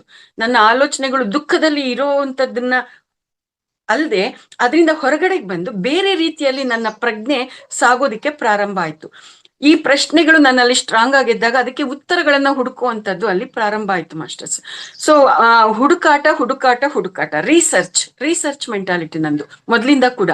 ಅಂತ ಒಂದು ಸ್ಥಿತಿಯಲ್ಲಿ ನನ್ಗೆ ಮೊದಲು ನಾನು ಯಾವ ಶಾಲೆಯಲ್ಲಿ ವರ್ಕ್ ಮಾಡ್ತಾ ಇದ್ದೆ ಅಲ್ಲಿಂದ ಬೇರೆ ಶಾಲೆಗೆ ನಾನು ಟ್ರಾನ್ಸ್ಫರ್ ಆಗಿ ಬರೋದಕ್ಕೆ ಅವಕಾಶ ಆಯ್ತು. ಆ ಶಾಲೆಯಲ್ಲಿ ಒಬ್ಬ ಹುಡುಗ ಮಾಸ್ಟರ್ಸ್, ಒಬ್ಬ ಇನ್ನೂ ಚಿಕ್ಕ ವಯಸ್ಸು, ಆತ ಟೀಚರ್ ಆಗಿ ಅಪಾಯಿಂಟ್ ಆಗಿದ್ದು. ಸೊ ಆ ಹುಡುಗ ನನ್ನ ಬಗ್ಗೆ ತುಂಬಾ ಗೌರವ ಇಟ್ಕೊಂಡಿದ್ದ, ಯಾವಾಗ್ಲೂ ಅಕ್ಕ ಅಕ್ಕ ಅಂತ ಮಾತಾಡಿಸ್ತಾ ಇದ್ದ. ಸೊ ಆ ರೀತಿಯಾಗಿದ್ದಂತ ಆ ಹುಡುಗ ತುಂಬಾ ಆಕ್ಟಿವ್ ಆಗಿದ್ದ. ಈ ಯೋಗ ಅನ್ನುವಂಥದ್ದೇನಿದೆ ಅದರಲ್ಲಿ ತನ್ನನ್ನ ತಾನು ತೊಡಗಿಸ್ಕೊಂಡಿರ್ತಾರೆ. ಶ್ರೀ ಪತಂಜಲಿ ಯೋಗ ಶಿಕ್ಷಣ ಸಮಿತಿ ಅಂತ, ಅದರಲ್ಲಿ ತನ್ನನ್ನ ತಾನು ತುಂಬಾ ಆಕ್ಟಿವ್ ಆಗಿ ತೊಡಗಿಸ್ಕೊಂಡು ಸಂಪೂರ್ಣ ಅದ್ಭುತವಾಗಿರೋ ರೀತಿಯಲ್ಲಿ ನಿಸ್ವಾರ್ಥವಾಗಿ ಸೇವೆಯನ್ನ ಮಾಡುವಂತ ಒಂದು ಸಂಸ್ಕಾರದಲ್ಲಿ ಆ ಹುಡುಗ ಇದ್ದಂಥದ್ದು. ಆತ ಆ ರೀತಿಯಾಗಿ ಇರ್ಬೇಕಾದ್ರೆ ಆತ ಆಧ್ಯಾತ್ಮಿಕವಾಗಿ ಕೂಡ ಒಂದಷ್ಟು ವಿಚಾರಗಳನ್ನ ತಿಳ್ಕೊಂಡಿರುವಂತದ್ದು ಅಲ್ಲಿ ಇತ್ತು ಮಾಸ್ಟರ್ಸ್. ಸೊ ನಾನು ಮೊದ್ಲೇ ನನಗೂ ಅದರಲ್ಲಿ ಒಂದು ಜಾಗೃತಿ ಅನ್ನುವಂಥದ್ದು ಉಂಟಾಗಿತ್ತು. ಆ ಹುಡುಗನು ಅದ್ರ ಬಗ್ಗೆ ಮಾತಾಡ್ತಾ ಇದ್ದ. ಲಂಚ್ ಬ್ರೇಕ್ ಅಲ್ಲಿ ಯಾವಾಗ್ಲೂ ಕೂಡ ಊಟ ಮಾಡ್ತಾ ಆ ಹುಡುಗನ ಜೊತೆ ಆಧ್ಯಾತ್ಮಿಕವಾಗಿರ್ತಕ್ಕಂಥ ವಿಚಾರಗಳ ಬಗ್ಗೆ ಚರ್ಚೆ ಮಾಡ್ತಾ ಇದ್ದಿದ್ದು ಮಾಸ್ಟರ್ಸ್. ಈ ರೀತಿಯಾಗಿದ್ದಂತ ಒಂದು ಸಂದರ್ಭದಲ್ಲಿ ಒಂದು ದಿನ ಟಿವಿಯಲ್ಲಿ ನ್ಯೂಸ್ ಬಂತು. ನ್ಯೂಸ್ ಅಲ್ಲಿ ಒಂದು ವಿಚಾರ ನೋಡಿದೆ ಮಾಸ್ಟರ್ಸ್. ರೇಖಿ ಅನ್ನುವಂಥದ್ದಕ್ಕೆ ಸಂಬಂಧಪಟ್ಟ ಹಾಗೆ ಅಲ್ಲಿ ಒಂದು ಮುಕ್ತಾಯ ಸಮಾರಂಭ ಕಾರ್ಯಕ್ರಮ ನಡೀತಾ ಇದ್ದಾಗ ವಿಜಯ ಸಂಕೇಶ್ವರ ಅವರು ಅಲ್ಲಿ ಅವ್ರ ಕುಟುಂಬದವರೆಲ್ಲರೂ ಕೂಡ ಅದರಲ್ಲಿ ಪಾಲ್ಗೊಂಡಿದ್ರು ಅನ್ನುವಂತ ಒಂದು ವಿಚಾರ ಅಲ್ಲಿ ನಾನು ನೋಡಿದಾಗ, ವಿಜಯ ಸಂಕೇಶ್ವರ ಅಂದ್ರೆ ವಿಜಯ ಕರ್ನಾಟಕದ ಎಡಿಟರ್ ಅಲ್ವಾ, ಇವರು ಅದ್ರ ಸಂಪಾದಕರಲ್ವಾ, ಇವರು ಇದ್ರಲ್ಲಿ ಪಾಲ್ಗೊಂಡಿದ್ದಾರೆ ಅಂದ್ರೆ ಏನಿದು ರೇಖಿ, ನಾನು ಯಾವತ್ತೂ ಕೇಳಲಿಲ್ವೇ ಅನ್ನುವಂತ ಒಂದು ಪ್ರಶ್ನೆ ಉಂಟಾಯ್ತು ಮಾಸ್ಟರ್ಸ್. ಸೊ ಆ ಒಂದು ಪ್ರಶ್ನೆಯನ್ನ ಮನಸ್ಸಿನಲ್ಲಿ ಇರಿಸ್ಕೊಂಡು ನಾನು ಮತ್ತೆ ಶಾಲೆಗೆ ಹೋದಾಗ ಊಟದ ಸಮಯದಲ್ಲಿ ನಾನು ಆ ಹುಡುಗನ ಕೇಳ್ದೆ, ಏನಪ್ಪಾ ನಿನ್ಗೆ ಏನಾದ್ರು ರೇಖಿ ಬಗ್ಗೆ ಗೊತ್ತಿದ್ಯಾ ಅಂತಂದ್ರೆ, ಅಕ್ಕ ರೇಖಿ ಬಗ್ಗೆನಾ, ಇರ್ರಿ ನಿಮ್ಗೆ ನಾಳೆ ಒಂದು ಪುಸ್ತಕ ತಂದು ಕೊಡ್ತೀನಿ ಅಂತ ಹೇಳ್ದ. ನಾನು ಅದ್ರ ಬಗ್ಗೆ ಹೇಳೋದ್ ಬೇಡ, ಪುಸ್ತಕ ಕೊಡ್ತೀನಿ ಓದ್ರಿ ನೀವು ಅಂತಂದ. ಹೌದಾ ಸರಿಯಪ್ಪ ಅಂತಂದೆ. ಮಾರನೇ ದಿನ ನೀಟಾಗಿ ಆ ಪುಸ್ತಕ ತಂದು ಕೊಟ್ಟ ಮಾಸ್ಟರ್ಸ್. ರೇಖಿ ಅನ್ನುವಂತ ಒಂದು ಶೀರ್ಷಿಕೆ ಇರುವಂತ ಆ ಪುಸ್ತಕ ನನ್ ಕೈಗೆ ತಗೊಂಡೆ. ಕೈಗೆ ತಗೊಂಡ ತಕ್ಷಣ ಮೈಯೆಲ್ಲ ಜುಮ್ ಅಂತು ಮಾಸ್ಟರ್ಸ್. ನನ್ಗೆ ಮೈಯೆಲ್ಲ ಜುಮ್ ಅಂತು. ಅರೆ ಏನಿದು, ಪುಸ್ತಕ ಹಿಡ್ಕೊಂಡ್ರೆ ಕೈಯಲ್ಲಿ ಜುಮ್ ಅಂತ ಇದೆಯಲ್ಲ, ಇದೇನೋ ವಿಚಿತ್ರವಾಗಿ ಅನುಭವ ಆಗ್ತಾ ಇದೆಯಲ್ಲ ಅಂತ ಅನ್ನಿಸ್ತು. ಆ ಒಂದು ಕ್ಯೂರಿಯಾಸಿಟಿ ಆ ಪುಸ್ತಕದ ಬಗ್ಗೆ ನನಗೆ ಎಷ್ಟು ಡೆವಲಪ್ ಆಯ್ತು ಅಂದ್ರೆ, ಅವತ್ತು ಮನೆಗೆ ಹೋಗಿ ಯಥಾ ಪ್ರಕಾರ ಯಜಮಾನ್ರು ಮಕ್ಕಳೆಲ್ಲ ಮಲಗೋ ಅಷ್ಟೊತ್ತಿಗೆ ರಾತ್ರಿ 10:30 ಆಗತ್ತೆ. 10:30ಗೆ ನಾನು ಆ ಪುಸ್ತಕ ತಗೊಂಡು ಅಡುಗೆ ಮನೆಗೆ ಹೋಗಿದ್ದೀನಿ ಮಾಸ್ಟರ್ಸ್. ಅಡುಗೆ ಮನೆ ಬಾಗಿಲು ಹಾಕೊಂಡು ಓದಕ್ಕೆ ಕೂತ್ಕೊಂಡಿದ್ದೀನಿ. ಯಾಕೆಂದ್ರೆ ಹಾಲಲ್ಲಿ ಕೂತ್ಕೊಂಡು ಲೈಟ್ ಹಾಕಿದ್ರೆ ಯಜಮಾನ್ರು ನೋಡಿದ್ರೆ ಇನ್ ಮತ್ತೆ ಲಟಾಪಟಿ ಸ್ಟಾರ್ಟ್ ಆಗುತ್ತೆ ಅಂತ ಅಂದ್ಬಿಟ್ಟು ಅಡುಗೆ ಮನೆಯಲ್ಲಿ ಕೂತ್ಕೊಂಡು ಆ ಪುಸ್ತಕನ ಓದೋದಕ್ಕೆ ಪ್ರಾರಂಭ ಮಾಡಿದ್ದೀನಿ. ಒಂದೇ ರಾತ್ರಿಯಲ್ಲಿ ಆ ಪುಸ್ತಕನ ಓದಿ ಮುಗಿಸಿದ್ದೀನಿ ಮಾಸ್ಟರ್ಸ್. ಅಷ್ಟು ಕುತೂಹಲ. ಆ ರೀತಿಯಾಗಿ ಆ ಪುಸ್ತಕ ಮಾಸ್ಟರ್ಸ್, ಪ್ರಾಮಾಣಿಕವಾಗಿ ಹೇಳ್ಬೇಕು ಅಂದ್ರೆ ಆ ಪುಸ್ತಕ ಪೂರ್ತಿ ಓದ್ಲಿಲ್ಲ, ಒಂದು ಅರ್ಧ ಮುಕ್ಕಾಲ್ ಭಾಗದವರೆಗೂ ಮಾತ್ರ ಓದಿದ್ದೀನಿ ಅಷ್ಟೇ ಮಾಸ್ಟರ್ಸ್. ಪೂರ್ತಿ ಎಂಡಿಂಗ್ ಅಲ್ಲಿ ಇನ್ನೇನ್ ಪೇಜಸ್ ಇದೆ ಅನ್ನೋದನ್ನ ಓದೋದಕ್ಕೆ ನನಗೆ ಆಗ್ಲಿಲ್ಲ ಮಾಸ್ಟರ್ಸ್. ಅಷ್ಟು ಓದೋ ಅಷ್ಟೊತ್ತಿಗೆ ಸಾಕು ಅಂತ ಅನ್ಸಿತ್ತು, ಸುಮ್ನಾಗಿತ್ತು. ಎಸ್. ಸೊ ಈ ರೀತಿಯಾಗಿ ಮಾರನೇ ದಿನ ಹೋದ್ಮೇಲೆ ಅದರಲ್ಲಿ ಚಕ್ರಗಳ ಬಗ್ಗೆ ಉಲ್ಲೇಖ ಆಯ್ತು. ಆಜ್ಞಾ ಚಕ್ರದ ಬಗ್ಗೆ ಅಲ್ಲಿ ಒಂದು ಚಿತ್ರ ತೋರ್ಸ್ಬಿಟ್ಟು, ಅಲ್ಲಿ ಹೆಂಗೆ ಅಂದ್ರೆ ಹಣೆ ಮಧ್ಯದಲ್ಲಿ ಆಜ್ಞಾ ಚಕ್ರ ಇರೋದು, ಕಣ್ಣು ಬುಗಳ ಮಧ್ಯದಲ್ಲಿ ಹಣೆ ಮಧ್ಯದಲ್ಲಿ ಅನ್ನುವಂಥದ್ದಲ್ಲಿ ತೋರಿಸಿದಾಗ ನನಗ್ ಗೊತ್ತಿದ್ದು ಕಣ್ಣುಬ್ಬುಗಳ ಮಧ್ಯದಲ್ಲಿ ಆಜ್ಞಾ ಚಕ್ರ ಇರುತ್ತೆ ಅನ್ನುವಂಥದ್ದು ಗೊತ್ತಿದ್ದು. ಆ ಹುಡುಗನ ಹತ್ರ ನಾನು ಡಿಸ್ಕಸ್ ಮಾಡಿದೆ, ಏನಪ್ಪಾ ಈ ಪುಸ್ತಕದಲ್ಲಿ ಹಣೆ ಮಧ್ಯದಲ್ಲಿ ಆಜ್ಞಾ ಚಕ್ರ ಇದೆ ಅಂತ ಹೇಳ್ತಾ ಇದ್ದಾರೆ, ಆದ್ರೆ ನನಗ್ ಗೊತ್ತಿರೋದು 2 ಕಣ್ಣುಬ್ಬುಗಳ ಮಧ್ಯದಲ್ಲಿ ಇರುತ್ತೆ ಅನ್ನೋದು. ಇದು ಹೇಗೆ, ಇದನ್ನ ಹೇಗೆ ಅರ್ಥ ಮಾಡ್ಕೋಬೇಕು, ಇಲ್ಲಿರುತ್ತಾ ಇದು ಯಾವ್ದು ಸತ್ಯ ಅಂತಂದ್ರೆ, ಅಕ್ಕ ನಿಮ್ಗೆ ಚಕ್ರಗಳ ಬಗ್ಗೆ ಡೀಟೇಲ್ಸ್ ಬೇಕು ಅಂದ್ರೆ ನಿಮ್ಗೊಂದು ಫೋನ್ ನಂಬರ್ ಕೊಡ್ತೀನಿ, ಅವ್ರು ಫೋನ್ ಮಾಡ್ಬಿಟ್ಟು ಅವ್ರ ಮನೆಗೆ ಹೋಗ್ರಿ, ಅವರು ತುಂಬಾ ಚೆನ್ನಾಗಿ ಇದ್ರ ಬಗ್ಗೆ ನಿಮ್ಗೆ ತಿಳಿಸ್ತಾರೆ ಅಂತಂದಾಗ, ಸರಿ ಕೊಡಪ್ಪ ಅಂತಂದೆ. ಎಷ್ಟು ಕುತೂಹಲ ಅಂತಂದ್ರೆ, ಅವತ್ತು ಸ್ಕೂಲ್ ಮುಗಿಸ್ಕೊಂಡು ಸೀದಾ ಫೋನ್ ಮಾಡಿ ಅವ್ರ ಮನೆಗೆ ಹೋಗ್ತೀನಿ, ನನ್ಗೆ ಅವರು ಆ ಕುಟುಂಬದವ್ರು ನನ್ ಪರಿಚಯ ಇದ್ದಾರೆ. ಅವರು ಕೂಡ ಯೋಗ ಬಂಧುಗಳಾಗಿದ್ರು. ನಾನು ಕೂಡ ಯೋಗದಲ್ಲಿ ಕೂಡ ತೊಡಗಿಸ್ಕೊಂಡಿದ್ನಲ್ಲ, ಸೊ ಪರಿಚಯ ಇತ್ತು. ತುಂಬಾ ಖುಷಿ ಆಗೋಯ್ತು. ಅಣ್ಣ ಏನಿದು ನೀವಾ ಇಂಥವ್ರು ಈ ತರ ಹೇಳಿದ್ರು ಅಂತಂದ್ರೆ ಸರಿ ಏನಕ್ಕ ವಿಚಾರ ಅಂತ ಹೇಳಿದ್ರು. ಅಣ್ಣ ಈ ಆಜ್ಞಾ ಚಕ್ರದ ಬಗ್ಗೆ ನನಗೆ ಅದು ಎಲ್ಲಿರುತ್ತೆ, ಅದ್ರ ಪ್ಲೇಸ್ಮೆಂಟ್ ಏನು, ಇದ್ರ ಬಗ್ಗೆ ತಿಳ್ಕೊಬೇಕಾಗಿತ್ತು. ಇದ್ರಲ್ಲಿ ಈ ರೀತಿಯಾಗಿ ತೋರಿಸಿದ್ದಾರೆ ಅಂತ ಬುಕ್ ನ ಅವ್ರ ಮುಂದೆ ಇಟ್ಟು ನಾನು ವಿವರಣೆ ಕೊಡಕ್ ಹೋದ್ರೆ, ಅರೆ ರೇಖಿನ ಇದು ನಿಮಗೆ ಹೇಗ್ ಗೊತ್ತು ಅಂತಂದ್ರು. ನಿಮಗ್ ಹೇಗ್ ಗೊತ್ತು ಅಂತ ಅವ್ರು ಏನ್ ಪ್ರಶ್ನೆ ನನ್ನನ್ ಕೇಳಿದ್ರು, ಅದ್ರಲ್ಲಿ ಅವ್ರಿಗೆ ಆಲ್ರೆಡಿ ಅದು ಗೊತ್ತಿದೆ ಅನ್ನುವಂಥದ್ದು ನನ್ಗೆ ಅರ್ಥ ಆಯ್ತು.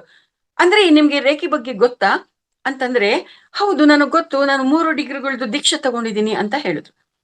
ಮಾಸ್ಟರ್ಸ್ ನೋಡ್ರಿ, ಆ ಪುಸ್ತಕದ ಬಗ್ಗೆ ನನಗೆ ಆಲ್ರೆಡಿ ಕುತೂಹಲ ಉಂಟಾಗಿತ್ತು. ಅದು ಕೈ ತಗೊಂಡ ತಕ್ಷಣ ಕೈ ಜುಮ್ಮಂತು ಆ ಒಂದು ಅನುಭವ, ಮತ್ತೆ ಅದ್ರಲ್ಲಿ ಇರ್ತಕ್ಕಂಥ ವಿಚಾರಗಳನ್ನ ಓದಿದಾಗ ವಿಶೇಷವಾಗಿರ್ತಕ್ಕಂಥ ಕುತೂಹಲ ಅದ್ರ ಬಗ್ಗೆ ಉಂಟಾಗಿತ್ತು. ಆದ್ರೆ ಅದ್ರಲ್ಲಿ ಏನಿತ್ತು ಅಂತಂದ್ರೆ, ದೀಕ್ಷೆ ತಗೋಬೇಕು ಅಂತಂದ್ರೆ ಒಬ್ಬ ಗುರುಗಳ ಬಳಿಗೆ ಹೋಗಿ ದೀಕ್ಷೆ ತಗೋಬೇಕು ಅನ್ನುವಂಥದ್ದು ಇತ್ತು. ಅದಕ್ಕೆ ಸಂಬಂಧಪಟ್ಟ ಹಾಗೆ ನಾನೆಲ್ಲ ವಿಚಾರಗಳನ್ನ ತಿಳ್ಕೊಳ್ಳೋಕೆ ಪ್ರಯತ್ನ ಮಾಡಿದಾಗ, ಬೆಂಗಳೂರಲ್ಲಿ ದೀಕ್ಷೆ ಕೊಡೋರಿದ್ದಾರೆ, ಬೇರೆ ಬೇರೆ ಭಾಗಗಳಲ್ಲಿ ಇದ್ದಾರೆ, ಆದ್ರೆ ಅದಕ್ಕೆ ಅಮೌಂಟ್ ಕೂಡ ಪೇ ಮಾಡ್ಬೇಕಾಗತ್ತೆ ಅನ್ನುವಂಥದ್ದು ಇದ್ದಾಗ, ನನಗೆ ಅಮೌಂಟ್ ಪೇ ಮಾಡುವಂತ ಸೀನು ಇರ್ಲಿಲ್ಲ. ಮತ್ತೆ ಮನೆ ಬಿಟ್ರೆ ಮೆಜೆಸ್ಟಿಕ್ ಇಷ್ಟು ಬಿಟ್ರೆ ಬೇರೆ ಇನ್ನೇನು ಗೊತ್ತಿಲ್ಲ ನನಗೆ ಓಡಾಡೋದಿಕ್ಕೆ. ಬೇರೆ ಎಲ್ಲೋ ಇರುವಂತ ಅವ್ರ ಮನೆಗೆ ಹುಡ್ಕೊಂಡು ಹೋಗುವಂತ ಸೀನ್ ಅಸಲ್ಗೆ ಇಲ್ಲ. ಆದ್ರೆ ಸೀನ್ ಇಲ್ಲ ಅಂತ ಅಂದ್ಬಿಟ್ಟು ಸುಮ್ನೆ ಆಗುವಂತ ಸ್ಥಿತಿ ಇಲ್ವೇ ಇಲ್ಲ. ಯಾವಾಗ್ಲೂ ಕೂಡ ದೀಪ ಹಚ್ಚೋದು ದೇವ್ರ ಮನೆಯಲ್ಲಿ, ದೇವ್ರನ್ನ ಪ್ರಾರ್ಥನೆ ಮಾಡೋದು, ನನಗೆ ರೇಖಿ ದೀಕ್ಷೆ ಬೇಕು, ನಂಗೆ ದುಡ್ಡು ಖರ್ಚು ಮಾಡಕ್ ನನ್ಗೆ ಅವಕಾಶ ಇಲ್ಲ, ಮನೆಯಿಂದ ಹೊರಗಡೆ ಅವ್ರನ್ನ ಹುಡ್ಕೊಂಡು ಹೋಗೋದಿಕ್ಕೂ ಕೂಡ ಅವಕಾಶ ಇಲ್ಲ, ಆದ್ರೂ ಕೂಡ ನನಗೆ ದೀಕ್ಷೆ ಬೇಕು. ನೀನ್ ದೇವ್ರೇ ಆಗಿದ್ರೆ, ನಿನಗ್ ತಾಕತ್ತಿದ್ರೆ ನನ್ ದೀಕ್ಷೆ ಕೊಡ್ಸು ನೋಡೋಣ, ದೀಕ್ಷೆ ಕೊಡ್ಸೋದ್ಮೇಲೆ ಆಮೇಲಿಂದ ನಾನು ಮಾತಾಡ್ತೀನಿ. ಇಲ್ಲ ಅಂದ್ರೆ ನನ್ಗೇನು ನಾಮಸ್ಮರಣೆ ಇಷ್ಟ, ನಾಮಸ್ಮರಣೆ ಹೇಳ್ಕೊಳ್ತಾ ಇರ್ತೀನಿ, ಆದ್ರೆ ನನ್ಗ್ ಬೇಕು ದೀಕ್ಷೆ ಕೊಟ್ಟು ನೀನ್ ಕೊಡ್ಸು ಮತ್ತೆ ನೋಡೋಣ ಅಂತ ಈ ರೀತಿಯಾಗಿ ಚಾಲೆಂಜ್ ಮಾಡುವಂತ, ಟ್ರಿಗರ್ ಮಾಡುವಂತ ಒಂದು ಮನಸ್ತತ್ವ ಇದ್ದಿದ್ದು. ಆ ರೀತಿಯಾಗಿ ಮಾಡ್ತಾ ಇದ್ದೆ ಮಾಸ್ಟರ್ಸ್ ನಾನು.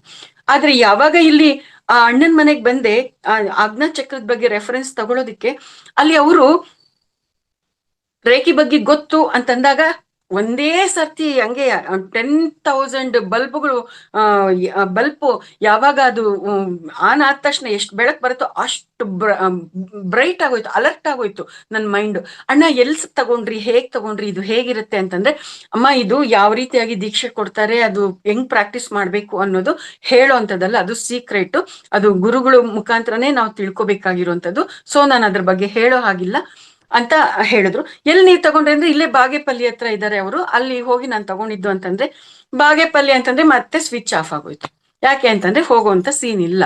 ಸೊ ಆ ರೀತಿಯಾಗಿ ಅವ್ರು ಹೇಳಿದಾದ್ಮೇಲೆ, ಅಯ್ಯೋ ಹಂಗಾದ್ರೆ ಬಿಡಿ, ನಾನು ಹೋಗಕ್ ಅವಕಾಶ ಇಲ್ಲ ಅಂತಂದ್ರೆ, ಅಯ್ಯೋ ನಿಮ್ ದೀಕ್ಷೆ ಬೇಕು ಅಂದ್ರೆ ನೀನ್ ಬಾಗೇಪಲ್ಲಿಗೆ ಯಾಕೆ ಹೋಗ್ಬೇಕು, ನಮ್ ಗೌರಿಬಿದ್ನೂರಲ್ಲೇ ಇದಾರಲ್ಲ ಅಂತಂದ್ರೆ, ಅಯ್ಯಬ್ಬಾ ಮಾಸ್ಟರ್ಸ್, ಆ ಮೊಮೆಂಟ್ ಅಲ್ಲಿ ನನಗಾದಂತ ಆ ಒಂದು ಅನುಭೂತಿ ಇದೆಯಲ್ಲ, ಅದನ್ನ ಪದಗಳಲ್ಲಿ ಹೇಳೋದಿಕ್ಕೆ ಸಾಧ್ಯ ಇಲ್ಲ.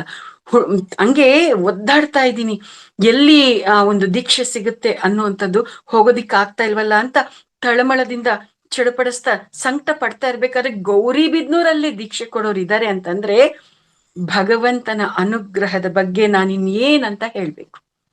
ತಕ್ಷಣ ಅವರು ಯಾರು ಏನು ಎಲ್ಲಿರ್ತಾರೆ ಅನ್ನೋದೆಲ್ಲ ತಿಳ್ಕೊಂಡಿದ್ದಾಯ್ತು, ಫೋನ್ ನಂಬರ್ ತಗೊಂಡಿದ್ದಾಯ್ತು, ಅವ್ರಿಗೆ ಫೋನ್ ಮಾಡಿದ್ದಾಯ್ತು. ಮಾಸ್ಟರ್ಸ್ ಅವರು ಸರಿ ನಾಳೆ ಬಾಮ್ಮ ಸಂಜೆ ಫಸ್ಟ್ ಕೌನ್ಸಿಲಿಂಗ್ ಮಾಡ್ಬೇಕು, ಕೌನ್ಸಿಲಿಂಗ್ ಮಾಡಿದ್ದಾದ್ಮೇಲೆ ಇದ್ರ ನಿಮ್ಗೆ ದೀಕ್ಷೆ ಕೊಡ್ಬೇಕಾ ಬೇಡವಾ ಅನ್ನೋದು ಅಲ್ಲಿ ನನಗೆ ಗೈಡೆನ್ಸ್ ಬರುತ್ತೆ, ಅದ್ರ ಪ್ರಕಾರ ನಾನು ನಡ್ಕೊಳ್ತೀನಿ ಅಂತ ಹೇಳಿದ್ರು. ಸರಿ, ಅವತ್ತು ಯಾವಾಗ ಬೆಳಗಾಗತ್ತ ಅಂತ ಕಾಯ್ತಾ ಇದ್ದೆ. ಸ್ಕೂಲ್ ಹೋದ್ರೆ ಸುಮ್ನೆ ಇರುವಂತ ಮನಸ್ತತ್ವ ಅಲ್ವಲ್ವಾ. ಇವಾಗ ನನ್ಗೆ ಏನ್ ಒಳ್ಳೇದ್ ಸಿಗ್ತಾ ಇದೆ ಅದೆಲ್ರಿಗೂ ಸಿಗ್ಬೇಕು ಅನ್ನೋಂತ ಒಂದು ಆಲೋಚನೆ ಬೇರೂರ್ ಬಿಟ್ಟಿತ್ತು. ಸರ್ವೇ ಜನ ಸುಖಿನೋ ಭವಂತು ಅನ್ನುವಂಥದ್ದು. ಸೊ ನಮ್ ಹೆಡ್ ಮಾಸ್ಟರ್ ಇದ್ರು, ಆ ಹುಡುಗ ಬಂದಿರ್ಲಿಲ್ಲ, ಹೆಡ್ ಮಾಸ್ಟರ್ ಇದ್ರು. ಹೆಡ್ ಮಾಸ್ಟರ್ ಹೇಳ್ದೆ ಈ ವಿಷಯ, ಸರ್ ನೋಡಿ ಅವರು ಈ ತರ ಸಂಜೆ ಬರಕ್ ಹೇಳಿದ್ದಾರೆ ಅಂತಂದ್ರೆ, ಮೇಡಮ್ ನಾನು ಬರ್ತೀನಿ ಮೇಡಮ್ ಅಂತಂದ್ರು. ಹೆಡ್ ಮಾಸ್ಟರ್ ನಾನು ಇಬ್ರು ಕೂಡ ಹೋದ್ವಿ. ಅಲ್ಲಿ ಹೋದಾಗ ಅವ್ರು ಕೌನ್ಸಿಲಿಂಗ್ ಮಾಡಿದ್ರು.